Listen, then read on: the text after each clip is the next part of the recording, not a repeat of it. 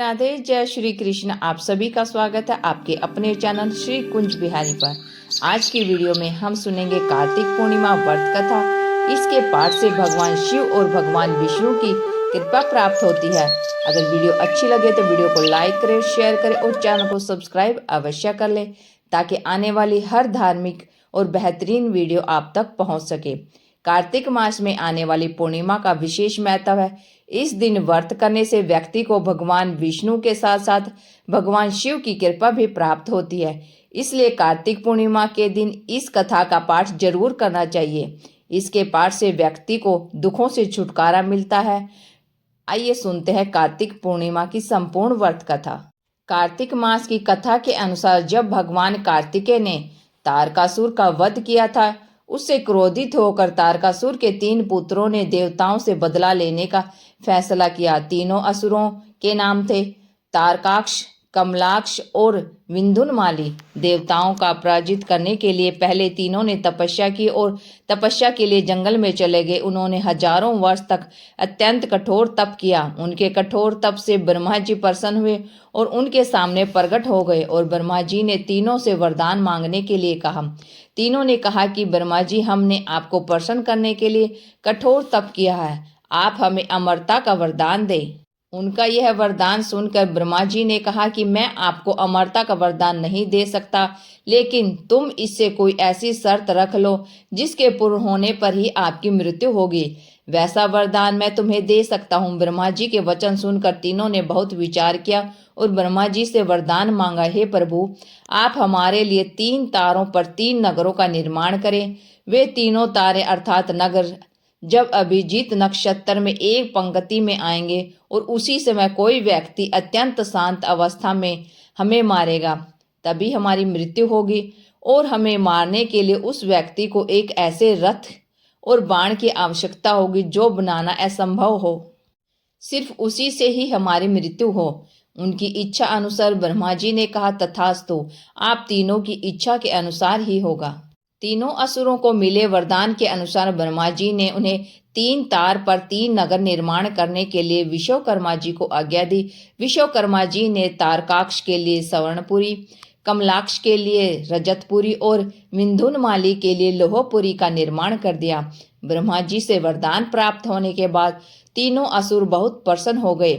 इसके बाद उन्होंने सभी लोगों में आतंक फैलाना शुरू कर दिया। इन तीनों असुरों को एक साथ त्रिपुरासुर कहा जाता था। त्रिपुरासुर जहां भी जाते वहां ही लोगों और ऋषियों को सताने लगते। उन्होंने देवताओं को भी देवलोक से बाहर निकाल दिया। त्रिपुरासुर के आतंक से त्रस्त होकर उन्हें हराने के लिए सभी देवता एकत्रित हुए।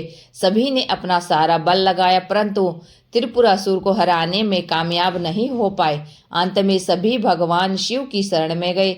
देवताओं ने कैलाश पर्वत पर जाकर शिव भगवान को पूरा वृत्तांत बताया। तब भगवान शंकर ने कहा कि आप सभी देवता मिलकर प्रयास करें। देवताओं ने कहा कि प्रभु, हम सभी ने मिलकर त्रिपुरासुर का वध करने का प्रयास किया, लेकिन हम कुछ नहीं कर पाए। हम आपकी शरण में आए हैं, आप ही हमारी रक्षा कर सकते हैं। तब शिवजी ने कहा कि मैं अपना आधा बल तुम्हें देता हूँ, इस बल की सहायता से प्रयास करके देखो। शिव भगवान ने अपना आधा बल देवताओं को दिया, लेकिन देवता शिव भगवान का आधा बल सहन नहीं कर पाए। फिर भगवान शिव ने स्वयं ही त्रिपुरासुर का संहार करने का संकल्प लिया। वरदान के अनुसार अब त्रिपुरासुर का वध करने के लिए रथ और धनुष बाण सिद्ध करना आवश्यक था। भगवान शिव ने पृथ्वी को ही अपना रथ बनाया, सूर्य और चंद्रमा को उस रथ के पहिए बनाए, श्रेष्ठा सारथी बने भगवान विष्णु बाण बने, मेरु पर्वत धनुष और वासुकी बने उस धनुष की डोर। सभी देवताओं ने अपने बल से वह रथ संभाल लिया। इस प्रकार असंभव रथ बनाकर सिद्ध हुआ। लेकिन जैसे ही भगवान शिव उस रथ पर सवार हुए, उनकी शक्ति के कारण वह रथ डगमगाने लगा। तभी विष्णु भगवान वृषभ बनकर उस रथ में जुड़े।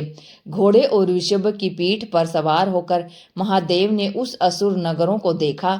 अपने धनुष पर बाण रख उन्होंने पाशुपत अस्त्र का साधन किया और तीनों तारों को नगरों को एक पंक्ति में आने का आदेश दिया। अभिजीत नक्षत्र में तीनों नगर एक पंक्ति में आते ही भगवान शिव ने अपने बाण से तीनों नगरों को जलाकर भस्म कर दिया। इसमें तीनों असुरों का भी अंत हो गया। जिस दिन तीनों असुरों का वध हुआ उस दिन कार्तिक पूर्णिमा थी। तभी से भगवान शिव जी त्रिपुरांतक बन गए। त्रिपुरांतक का अर्थ है तीन पुरों का अर्थात नगरों का अंत करने वाले। भगवान विष्णु ने ही भगवान शिव को यह नाम दिया था।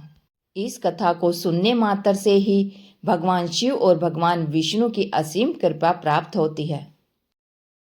अब सुनते हैं भगवान सत्यनारायण व्रत कथा। शास्त्रों में बताया गया है कि सत्यनारायण व्रत कथा का पाठ करने से व्यक्ति को 1000 यज्ञ के बराबर पुण्य फल की प्राप्ति होती है। सत्यनारायण भगवान व्रत कथा में भगवान विष्णु के सत्य स्वरूप के बारे में बताया गया है। इस व्रत का पाठ करने से घर में सुख समृद्धि का वास होता है और भगवान विष्णु की कृपा बनी रहती है। एक समय की बात है, नैमिषारण्य तीर्थ में सौनकादिक 88,000 ऋषियों ने श्री सूत जी से पूछा, हे प्रभु, इस कलयुग में वेद विद्या रहित मनुष्यों को प्रभु भक्ति किस प्रकार मिल सकती है तथा उनका उद्धार कैसे होगा? हे मुनि श्रेष्ठ, कोई ऐसा तप बतलाएं जिससे थोड़े समय में ही पुण्य मिले और मनवांछित फल भी मिल जाए।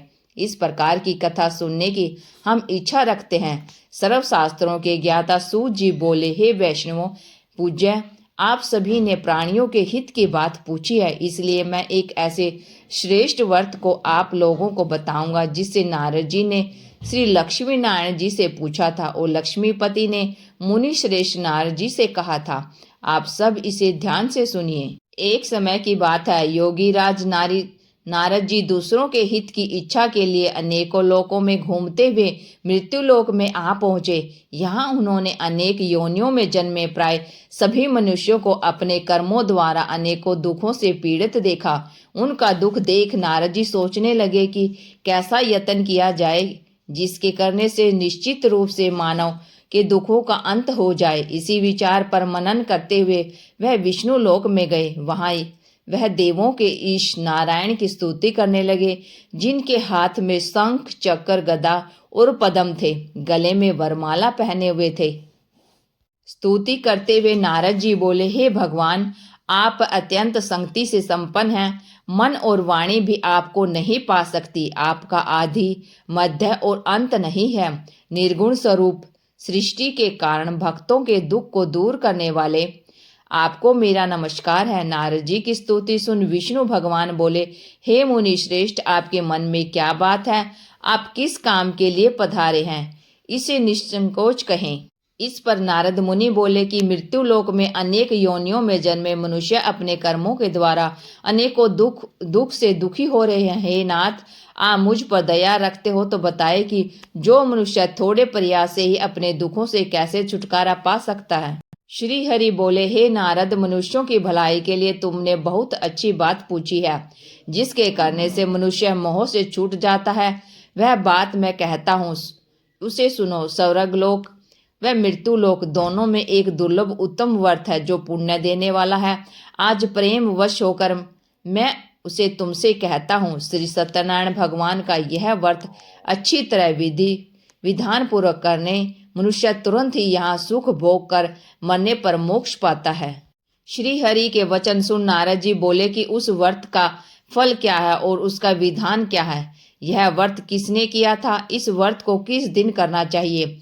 सभी कुछ विस्तार से बताए। नारद जी की बात सुनकर श्री हरि बोले, दुख व शोक को दूर करने वाला, यह सभी स्थानों पर विजय दिलाने वाला, मानव को भक्ति व श्रद्धा के साथ शाम को श्री सत्यनारायण की पूजा धर्म पालन होकर ब्राह्मणों व बंधुओं के साथ करनी चाहिए। भक्ति भाव से ही नैवेद्य, केले का फल, घी, दूध और गेहूं का आटा सवाया ले। गेहूं के स्थान पर साठी का आटा, शक्कर और गुड़ लेकर और सभी भक्षण योग्य पदार्थों को मिलाकर भगवान का भोग लगाएं। ब्राह्मणों सहित बंधु बांधवों को भी भोजन कराएं। इसके बाद समय भोजन करें, भजन कीर्तन व साथ भगवान की भक्ति में लीन हो जाएं। इस तरह से सत्यनारायण भगवान का यह व्रत करने से मनुष्य की सारी इच्छाएं निश्चय रूप से पूरी होती हैं। इस कली काल अर्थात कलयुग में मृत्यु लोक में मोक्ष की यही एक सरल उपाय बताया गया है। श्री सत्यनारायण व्रत कथा का पहला अध्याय संपूर्ण। बोलिए श्री सत्यनारायण भगवान की जय। सत्यनारायण भगवान की व्रत का कथा का दूसरा अध्याय। सूत जी बोले, हे ऋषियों, जिसने पहले समय में इस व्रत को किया था उसका इतिहास कहता हूँ, ध्यान से सुनो। सुंदर काशीपुरी नगरी में एक अत्यंत निर्धन ब्राह्मण रहता था। भूख प्यास से परेशान वह धरती पर घूमता रहता था। ब्राह्मणों से प्रेम करने वाले भगवान ने एक दिन ब्राह्मण का वेश धारण कर उनके पास जाकर पूछा, हे विप्र, नित्य दुखी होकर तुम पृथ्वी पर क्यों घूमते हो? दीन ब्राह्मण बोले, मैं निर्धन ब्राह्मण हूँ, भिक्षा के लिए धरती पर घूमता हूँ। हे भगवान, यदि आप इसका कोई उपाय जानते हो तो बताएं। वृद्ध ब्राह्मण कहता है कि सत्यनारायण भगवान मनोवांछित फल देने वाले हैं, इसलिए तुम उनका पूजन करो। इससे करने से मनुष्य सभी दुखों से मुक्त हो जाता है। वृद्ध ब्राह्मण बनकर आए सत्यनारायण भगवान उस निर्धन ब्राह्मण को व्रत का सारा विधान बताकर अंतर्ध्यान हो गए। ब्राह्मण मन ही मन सोचने लगा कि जिस व्रत को वृद्ध ब्राह्मण करने को कह गए हैं, मैं उसे जरूर करूंगा। यह निश्चय करने के बाद उसे रात में नींद नहीं आई। वह सवेरे उठकर सत्यनारायण भगवान के व्रत का निश्चय कर भिक्षा के लिए चला गया। उस दिन निर्धन ब्राह्मण को भिक्षा में बहुत धन मिला, जिससे उसने बंधु बांधवों के साथ मिलकर श्री सत्यनारायण भगवान का व्रत संपन्न किया। भगवान सत्यनारायण का व्रत संपन्न करने के बाद वह निर्धन ब्राह्मण सभी दुखों से छूट गया और अनेक प्रकार की संपत्तियों से युक्त हो गया। उसी समय एक ब्राह्मण हर माह इस व्रत को करने लगा। इस तरह से सत्यनारायण भगवान के व्रत को जो मनुष्य करेगा वह सभी प्रकार के पापों से छूटकर मोक्ष को प्राप्त होगा। जो मनुष्य इस व्रत को करेगा वह भी सभी दुखों से मुक्त हो जाएगा। श्री सूत जी बोले कि इस तरह से नारद जी ने नारायण जी का कहा हुआ श्री सत्यनारायण व्रत को मैंने तुमसे कहा। हे विप्रो, मैं अब और क्या कहूँ? ऋषि बोले, हे मुनिवर, संसार में इस विप्र से सुनकर और किस किस ने इस व्रत को किया, हम सब इस बात को सुनना चाहते हैं। इसके लिए हमारे मन में श्रद्धा का भाव है। श्री सूत जी बोले, हे मुनियों, जिसने इस व्रत को किया वे सब सुनो। एक समय वही विप्र धन व ऐश्वर्य के अनुसार अपने बंधु बांधवों के साथ इस व्रत करने को तैयार हुआ। उसी समय एक लकड़ी बेचने वाला बूढ़ा आदमी आया और लकड़ियां बाहर रखकर अंदर ब्राह्मण के घर में गया। प्यास से दुखी वह लकड़हारा अपने उनको व्रत करते हुए देख विप्र को नमस्कार कर पूछने लगा कि आप यह क्या कर रहे हैं? तो उन्होंने बताया कि व्रत कर रहा हूँ तथा इसे करने से क्या फल मिलेगा, कृपया मुझे भी बताएं। ब्राह्मण ने कहा कि सब मनोकामनाओं को पूरा करने वाला यह सत्यनारायण भगवान का व्रत है। इनकी कृपा से ही मेरे घर में धन धान्य आदि की वृद्धि हुई है। विप्र से सत्यनारायण व्रत के बारे में जानकर लकड़हारा बहुत प्रसन्न हुआ। चरणामृत लेकर वह प्रसाद खाने के बाद अपने घर गया। लकड़हारे ने अपने मन में संकल्प किया कि आज लकड़ी बेचने से जो धन मिलेगा उसी से श्री सत्यनारायण भगवान का उत्तम व्रत करूंगा। मन में इस विचार को ले बूढ़ा आदमी सिर पर लकड़ियां रख उस नगर में बेचने का जहाँ धनी लोग ज्यादा रहते थे। उस नगर में उसे अब उनकी लकड़ियों का दाम पहले से 4 गुना अधिक मिला। बूढ़ा ब्राह्मण प्रसन्नता के साथ दाम लेकर केले, शक्कर, घी, दूध, दही और गेहूं का आटा ले और सत्यनारायण भगवान के व्रत की अन्य सामग्रियां लेकर अपने घर गया। वहां उसने अपने बंधु बांधवों को बुलाकर विधि विधान से सत्यनारायण भगवान का पूजन और व्रत किया। इस व्रत के प्रभाव से वह बूढ़ा लकड़हारा धन पुत्र आदि से युक्त होकर संसार के समस्त सुख भोग अंतकाल में वैकुंठ धाम चला गया। श्री सत्यनारायण व्रत कथा का दूसरा अध्याय संपूर्ण। बोलिए श्री सत्यनारायण भगवान की जय। सत्यनारायण भगवान की व्रत कथा का तीसरा अध्याय। सूत जी बोले, हे मुनि श्रेष्ठ, अब आगे की कथा कहता हूँ। पहले समय में उल्का मुख नाम का एक बुद्धिमान राजा था। वह सत्यवक्ता और जितेंद्रिय था। प्रतिदिन देवस्थानों पर जाता और निर्धनों को धन देकर उनके कष्ट दूर करता था। उनकी पत्नी कमल के समान मुख वाली तथा सती साध्वी थी। भद्रशिला नदी के तट पर उन दोनों ने श्री सत्यनारायण भगवान का व्रत किया। उसी समय साधु नाम का एक वैश्य आया। उसके पास व्यापार करने के लिए बहुत सा धन भी था।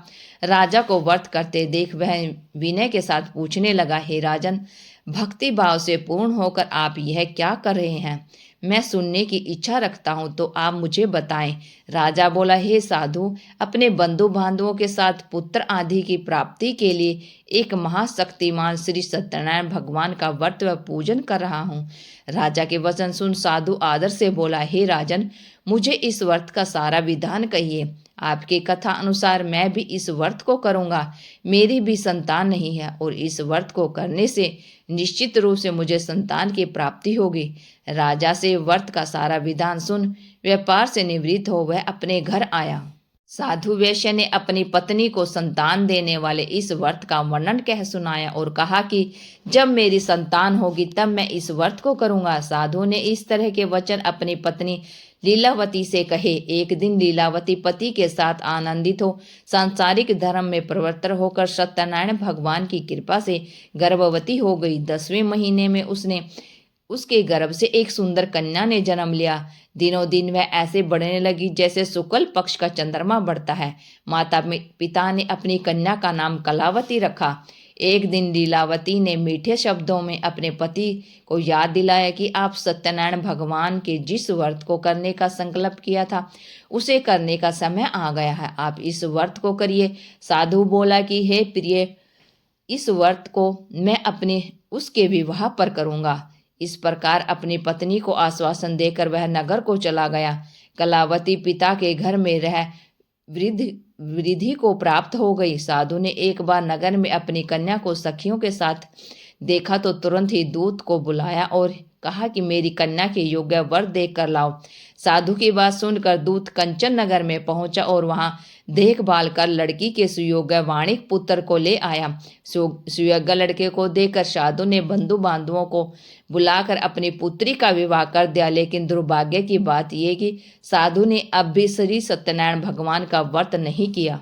इस पर श्री सत्यनारायण भगवान क्रोधित हो गए और शाप दिया कि साधु को अत्यधिक दुख मिले। अपने कार्य में कुशल साधु बनिया जमाई को लेकर समुद्र के पास स्थित होकर रत्नासारपुर नगर में गया। वहां जाकर दामाद ससुर दोनों मिलकर चंद्रकेतु राजा के नगर में व्यापार करने लगे। एक दिन भगवान सत्यनारायण की माया से एक चोर राजा का धन चुराकर भाग रहा था।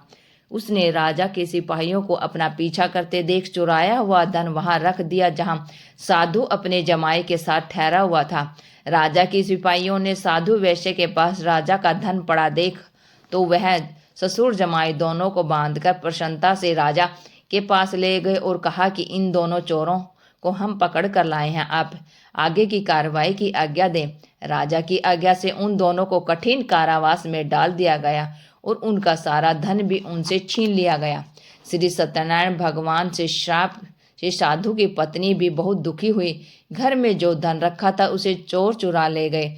शारीरिक तथा मानसिक पीड़ा व भूख प्यास से अति दुखी हो अन्न की चिंता में कलावती के ब्राह्मण के घर गई। वहां उसने श्री सत्यनारायण भगवान का व्रत होते देखा। फिर कथा भी सुनी। वह प्रसाद ग्रहण कर रात को घर वापिस आई। माता के कलावती से पूछा कि हे पुत्री, अब तुम कहाँ थी? तेरे मन में क्या है? कलावती ने अपनी माता से कहा, हे माता, मैंने एक ब्राह्मण के घर श्री सत्यनारायण भगवान का व्रत होते देखा। कन्या के वचन सुन लीलावती भगवान के पूजन की तैयारी करने लगी। लीलावती ने परिवार व बंधुओं सहित श्री सत्यनारायण भगवान का पूजन किया और उनसे वर मांगा कि मेरे पति और जमाई शीघ्र घर आ जाएं। साथ ही यह भी प्रार्थना की कि हम सब का अपराध क्षमा करें। श्री सत्यनारायण भगवान इस व्रत से संतुष्ट हो गए और राजा चंद्रकेतु को सपने में दर्शन देकर कहा कि हे राजन, तुम उन दोनों वैश्यों को छोड़ दो और तुमने उनका जो धन लिया है उसे वापस कर दो। अगर ऐसा नहीं किया तो मैं तुम्हारा धन, राज्य व संतान सभी को नष्ट कर दूंगा। राजा को यह सब कहकर वह अंतर्ध्यान हो गए। प्रातःकाल सभा में राजा ने अपना सपना सुनाया और फिर बोले कि वाणिक पुत्रों को कैद से मुक्त कर सभा में लाओ। दोनों ने आते ही राजा को प्रणाम किया। राजा मीठी वाणी में बोला, हे महानुभाव, भाग्यवश ऐसा कठिन दुख तुम्हें प्राप्त हुआ है, लेकिन अब तुम्हें कोई भय नहीं है। ऐसा कहकर राजा ने उन दोनों को नए वस्त्र आभूषण भी पहनाए और जितना धन उनका लिया था उससे 2 गुना धन वापिस कर दिया। दोनों वैश्य अपने घर को चल दिए। श्री सत्यनारायण व्रत कथा का 3रा अध्याय संपूर्ण। बोलिए श्री सत्यनारायण भगवान की जय। श्री सत्यनारायण भगवान की व्रत कथा का चौथा अध्याय। श्री सूत जी बोले, वैश्य ने मंगलाचार कर अपनी यात्रा आरंभ की और अपने नगर की ओर चल दिया। उसने थोड़ी दूर जाने पर एक दंडी वेशधारी श्री सत्यनारायण भगवान उनसे पूछा, हे साधु, तेरी नाव में क्या है? भावी वाणी वणिक हंसता हुआ बोला, हे दंडी, आप क्यों पूछते हो? क्या धन लेने की इच्छा है? मेरी नाव में तो बेल व पत्थर भरे हुए हैं। वैश्य के कठोर वचन सुन भगवान बोले, तुम्हारा वचन सत्य हो। दंडी ऐसे वचन कहकर वहां से दूर चले गए। कुछ दूरी पर जाकर समुद्र के किनारे बैठ गए। दंडी जी के जाने के बाद साधु वैश्य ने नित्य क्रिया के पश्चात नाव को ऊंची उठते देखकर अचंभा माना और नाव में बेल पत्ते आदि देख वह मूर्छित हो जमीन पर गिर पड़ा। मूर्छा खुलने पर वह अत्यंत शोक में डूब गया। तब उसका दामाद बोला कि आप शोक न मनाएं, यह दंडी का शाप है, इसलिए हमें उनकी शरण में जाना चाहिए, तभी हमारी मनोकामना पूर्ण होगी। दामाद की बात सुनकर वह दंडी के पास पहुंचा और अत्यंत भक्ति भाव से नमस्कार करके बोला, मैंने आपसे जो असत्य वचन कहे थे उसके लिए मुझे क्षमा कर दे। ऐसा कहकर महान शोकातुर हो रोने लगा।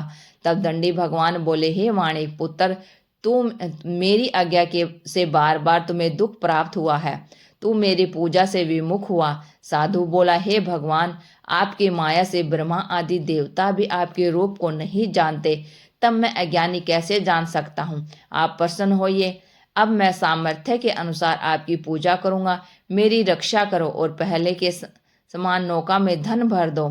साधु वैश्य के भक्ति पूर्व वचन सुनकर भगवान प्रसन्न हो गए और उनकी इच्छा अनुसार वरदान देकर अंतर्ध्यान हो गए। ससुर जमाई जब नाव पर आए तो नाव धन से भरी हुई थी और फिर वह अपने अन्य साथियों के साथ सत्यनारायण भगवान का पूजन कर अपने नगर को चल दिए। जब नगर के नजदीक पहुंचे तो दूत को घर पर खबर करने के लिए भेज दिया। दूत साधु की पत्नी को प्रणाम कर कहता है कि मालिक अपने दामाद सहित नगर के निकट आ गए हैं। दूत की बात सुन साधु की पत्नी लीलावती ने बड़े हर्ष के साथ श्री सत्यनारायण भगवान का पूजन कर अपनी पुत्री कलावती से कहा कि मैं अपने पति के दर्शन को जाती हूँ, तू कार्य पूर्ण कर शीघ्र आ जा। माता के ऐसे वचन सुन कलावती जल्दी में प्रसाद छोड़ अपने पति के पास चली गई। प्रसाद की अवज्ञा के कारण श्री सत्यनारायण भगवान रुष्ट हो गए और नाव सहित उसके पति को पानी में डुबो दिया। कलावती अपने पति को वहां ना पाकर रोती हुई जमीन पर गिर गई। नौका को डूबा हुआ देख वह कन्या को रोता देख साधु दुखी होकर बोला कि हे प्रभु, मुझसे अथवा मेरे परिवार से जो भूल हुई है उसे क्षमा करें।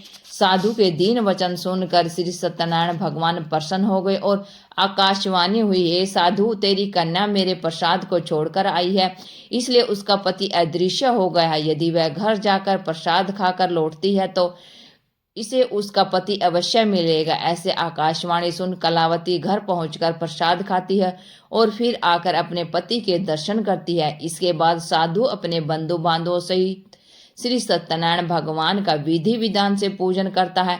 इस लोक का सुख भोकर वह अंत में स्वर्ग को जाता है। श्री सत्यनारायण व्रत कथा का चौथा अध्याय संपूर्ण। बोलिए श्री सत्यनारायण भगवान की जय। श्री सत्यनारायण भगवान की व्रत का पांचवा अध्याय। श्री सूत जी बोले, हे ऋषियों, मैं और भी एक कथा सुनाता हूँ, उसे भी ध्यान पूर्वक सुनो। प्रजापालन में लीन तुंग ध्वज नाम का एक राजा था। उसने भी भगवान का प्रसाद त्याग कर बहुत ही दुख सहा। एक बार वन में जाकर वन पशुओं को मारकर वह बड़ के पेड़ के नीचे आया। वहां उसने ग्वालों को भक्ति भाव से अपने बंधुओं सहित सत्यनारायण भगवान का पूजन करते देखा। अभिमान वंश राजा ने उन्हें देखकर भी पूजा स्थान पर नहीं गया और न ही उनसे भगवान को नमस्कार किया। ग्वालों ने राजा का प्रसाद दिया, लेकिन उसने वह प्रसाद नहीं खाया और प्रसाद को वहीं छोड़ वह अपने नगर को चला गया। जब वह नगर में पहुंचा तो वहां सब कुछ तहस नहस हो पाया, तो वह शीघ्र ही समझ गया कि यह सब भगवान ने ही किया है।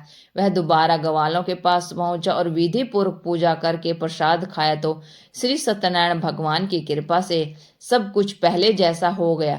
दीर्घकाल तक सुख भोगने के बाद मरणों उपरांत उसे सर्वलोक की प्राप्ति हुई। जो मनुष्य परम दुर्लभ इस व्रत को करेगा तो भगवान सत्यनारायण की अनुपम कृपा से उस धन धान्य की प्राप्ति होगी। निर्धन धनी हो जाता है और भय मुक्त हो जीवन जीता है। संतानहीन मनुष्य को संतान सुख मिलता है और सारे मनोरथ पूर्ण होने पर मानव अंत काल में बैकुंठ धाम को जाता है। श्री सूत जी बोले, जिन्होंने पहले इस व्रत को किया है, अब उनके दूसरे जन्म की कथा कहता हूँ। वृद्ध सतानंद ब्राह्मण ने सुदामा का जन्म लेकर मोक्ष की प्राप्ति की। लकड़हारे ने अगले जन्म में निषाद बनकर मोक्ष प्राप्त किया। उल्का मुख नाम का राजा दशरथ होकर बैकुंठ को गया। साधु नाम के वैश्य ने मोर ध्वज बनकर अपने पुत्र को आरे से चीरकर मोक्ष पाया। महाराजा तुंगध्वज ने स्वयंभू होकर भगवान में भक्ति युक्त हो कर्म का मोक्ष पाया। श्री सत्यनारायण व्रत कथा का 5वां अध्याय संपूर्ण। बोलिए श्री सत्यनारायण भगवान की जय। आइए अब सुनते हैं विष्णु जी की आरती। ओम जय जगदीश हरे स्वामी, जय जगदीश हरे। भक्त जनों के संकट क्षण में दूर करे। ओम जय जगदीश हरे। जो धावे फल पावे, दुख विन से मन का। स्वामी दुख विन से मन का। सुख संपत्ति घर आवे, कष्ट मिटे तन का। ओम जय जगदीश हरे। मात पिता तुम मेरे, शरण गहूँ मैं किसे की। स्वामी शरण गहूँ मैं किसे की। तुम बिन और न दूजा, स्वामी बिन और न दूजा। आस करूं जिसकी। ओम जय जगदीश हरे। तुम पूर्ण परमात्मा, तुम अंतर्यामी। स्वामी तुम अंतर्यामी। पार भ्रम परमेश्वर, पार भ्रम परमेश्वर। तुम सबके स्वामी। ओम जय जगदीश हरे। तुम करुणा के सागर, तुम पालन करता। स्वामी तुम पालन करता। मैं मूर्ख खल कामी, मैं मूर्ख खल कामी। कृपा करो भरता। ओम जय जगदीश हरे। तुम हो एक अगोचर, सबके प्राणपति। स्वामी सबके प्राणपति। किस विध मिलूं दया में, कैसे मिलूं दया में। तुमको मैं कुमति। ओम जय जगदीश हरे। दीन बंधु दुख हरता, तुम ठाकुर मेरे। स्वामी तुम ठाकुर मेरे।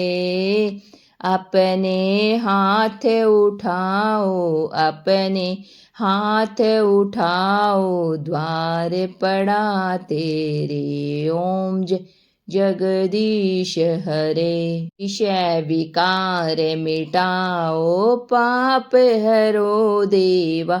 स्वामी कष्ट हरो देवा।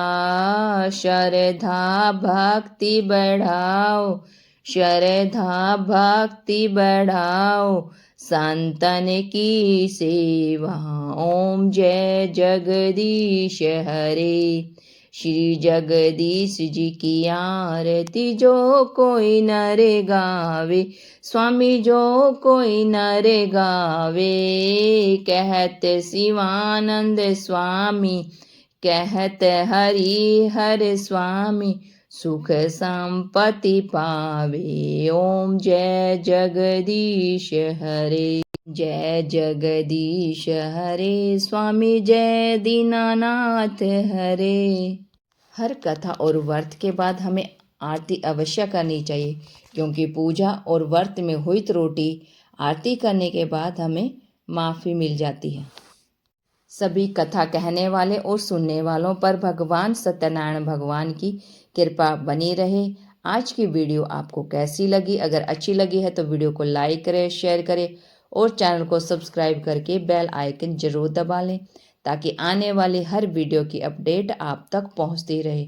Thank you for watching my video. जय हिंद, जय भारत, जय श्री कृष्णा और कमेंट बॉक्स में जय श्री सत्यनारायण भगवान अवश्य लिखे। राधे राधे।